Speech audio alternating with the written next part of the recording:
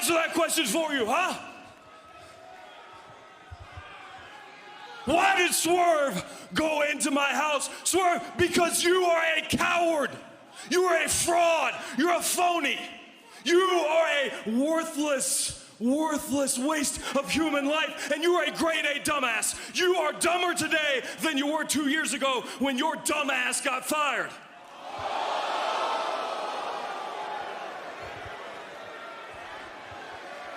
And you told me 2 months ago that you wanted to be world champion, that you were the kind of man that these people think that I am, but I can look at you and I can see it right now. You don't have it in you. You can't cut it.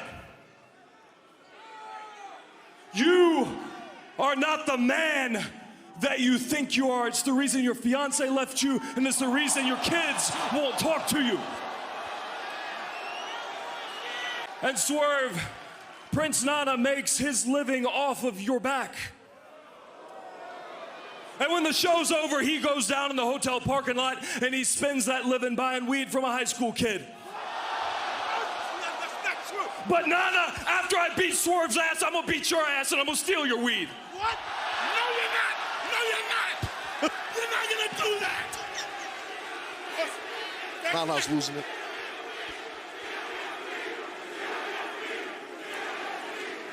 Swerve, look at me. Look at me. You, not only are you not the man you think you are not a man at all. You are a child. And I worked with kids for a long time and I taught them a lot of lessons. And this Saturday, I teach you what will be the last lesson of your pathetic life. You, Swerve, you should have never, ever come into my house. And we don't need lawyers. We don't need the cops, because at Full Gear, I am your judge. I am your jury. And I am your executioner. And I will take you to spend an eternity in Swerve's house at the bottom of hell.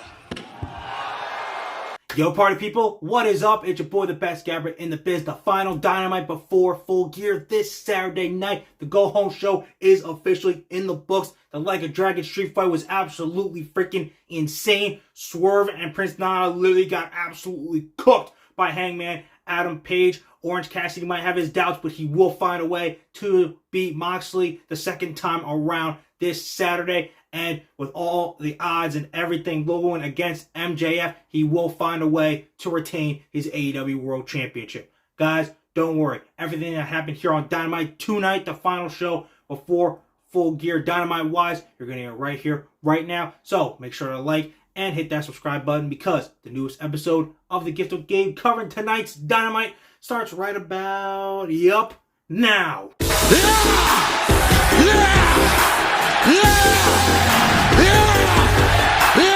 So guys, we got things kicked off tonight with Jon Moxley and Wheeler Yuta, the BCC, going head-to-head with our two-time international ruler of the world, freshly squeezed Orange Cassidy, and the FTW champion Hook. And to the big surprise of Orange Cassidy, casting some doubt on our international ruler, he hit the orange punch clean right in the face of Jon Moxley. But Moxley said, nah, I eat those orange punches for freaking breakfast.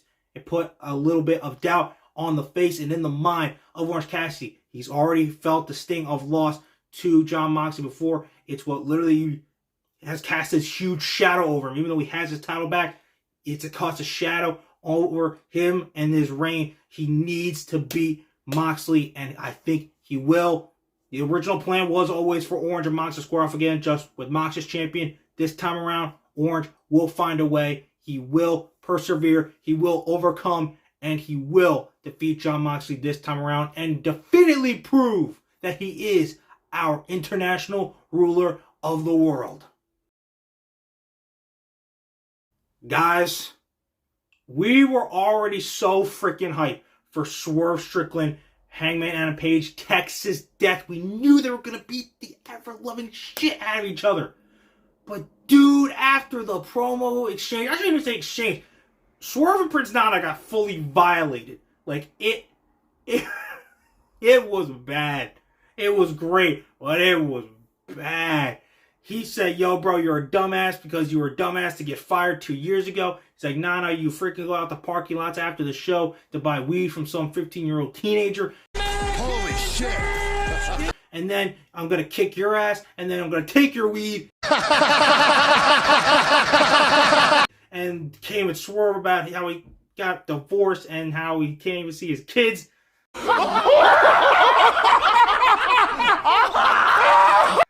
Oh, dude, Swerve didn't even have to say anything with it. He just said it with his eyes. He's like, I'm gonna for real fuck you up this Saturday, bro. Whoo-wee, dude. But the fact that Paige was all like, yo, dude, you're not world title material. You're not this and that. It's making me feel how I've been feeling this whole time. Swerve is gonna come out with the win again, go 2-0 against Mr. Cowboy Shit, Hangman Adam Page himself. And then after that, just go straight for the AEW World Championship and win that shit. But dudes, I am beyond hyped for this match. Every single time Hangman has stepped foot in a Texas death match, he is 3-0. It is his match. It has been a brutal classic every single time. But this one may just take the cake. Not only because he might lose, but because he's going to find out after this. He may not just be in Swerve's house, whether it's in hell or not. After this, he may just be Swerve's bitch. Alright guys, a lot of stuff with the rest of the Elite going on throughout the night. First off, Young Bucks had a great match against Commander and Penta. They ended up winning with, a little low blow action, double dosage, and then Kenny Omega, Chris Jericho, Kota Ibushi, Paul White, even though he got totally wrecked, they all did, ended up winning the Like a Dragon Street Fight. That was completely wild. I know some of y'all probably didn't like it, but some of you guys just don't like that style. You feel the same way about Blood and Guts, Anarchy in the Arena, and Texas Death. That's he feel about this. But a lot of us did really like it because it's just all out brutal insanity, and we love it whether it happens in WWE or AEW.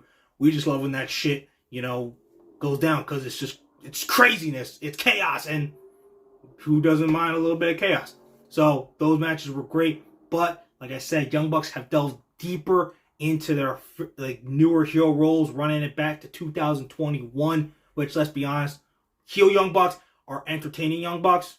So, no matter how this tag match goes with the Golden Jets, Jericho and Omega versus the Bucks goes this Saturday, I think the Bucks cement their heel turn even further. But what could be interesting to me is if Hangman loses too, are they going to kind of try to do a reverse thing like they did before with the frictions within the Elite?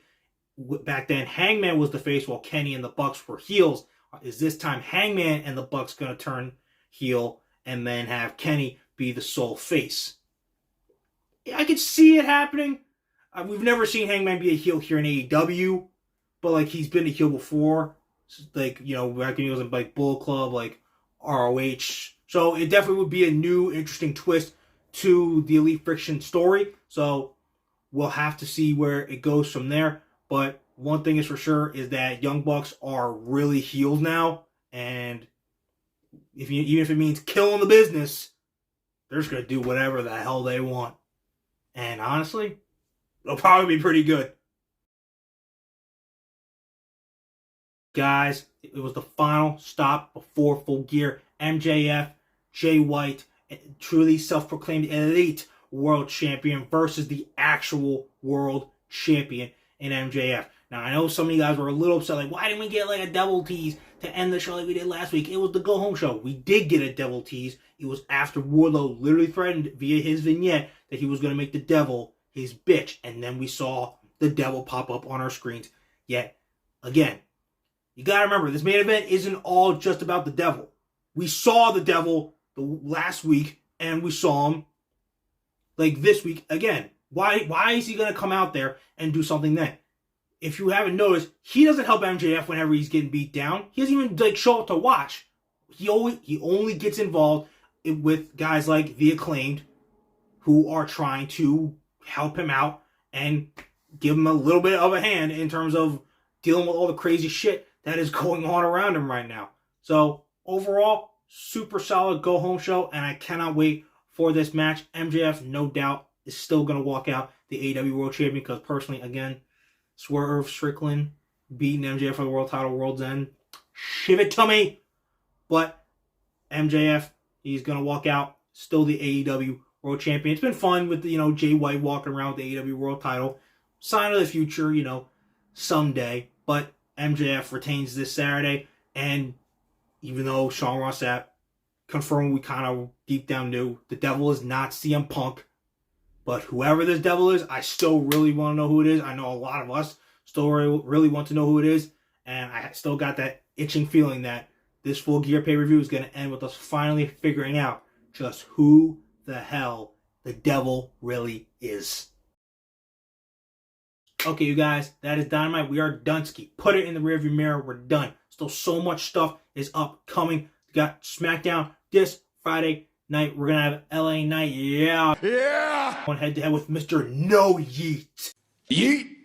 Jimmy Uso. Solo Sikoa returns after decimating John Cena at Crown Jewel. Maybe he has a new, phenomenal old foe come back to, say hello. And then Full Gear this Saturday night. MJF, Jay White, AEW World Title, Golden Jets, Kenny and Jericho versus the Bucks, Texas Death, Swerve versus Hangman, Adam Page, Starks and Big Bill defend against LFI, House of Black, and 7-Star FTR, and God, so much more. And then War Games right after that. And then, a month after that, we got freaking World's End. Guys, seriously, you're not going to want to miss any of these shows coming up. You're most certainly not going to want to miss what your boy, the best Gabber in the biz, had to say afterwards. So, please and thank you guys. I love it, and you know you love it too. Keep liking, keep subscribing. I hope you enjoyed this Go Home edition of Dynamite. Can't wait for Full Gear and all the rest of this stuff coming up. But until then, deuces, I will see you guys after SmackDown on Friday. Yeah!